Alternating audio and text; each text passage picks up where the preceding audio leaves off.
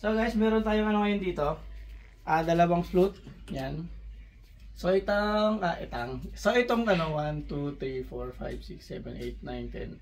So itong labing isa guys na flute. Yan. Tapos itong limahan. So ito guys, pwede ito sa 2 meters. Yeah, 2 meters hanggang 2.5 meters to.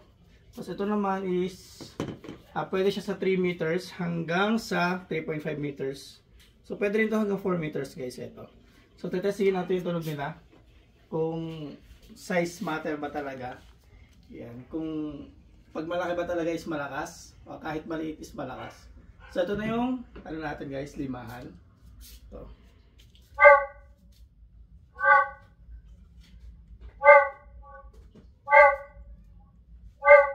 Yan yung tunog niya guys. Lakas. Lakas. Ito naman guys. Ito na rin isa.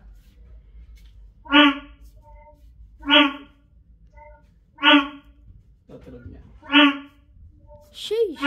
So ito guys is nabili na sa atin to kasama nung 3 meters na gagawin natin. So abangan nyo guys yung 3 meters na gagawin natin. Yan dito sa dito sa ating labing isahan. Tapos ito, meron na rin may-ari nito guys. Tapos nakalagay ito dun sa ating 2.5 meters. Ito. So dito. Yan. Say smiley. So ito guys, pag ginaganyan lang is nag-iiba pa rin yung tunog niya pagdating sa taas guys. Mas malakas siya kaysa sa taas. Bukod sa ginaganto mo lang. Ginaganyan lang. Saka ginagano mo lang. So mas malakas to guys sa taas.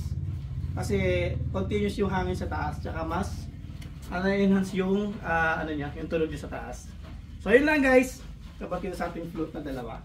So abangan nyo guys, may mga flute pa tayo na itetest. Yan. So abangan nyo guys. Yun lang. Peace.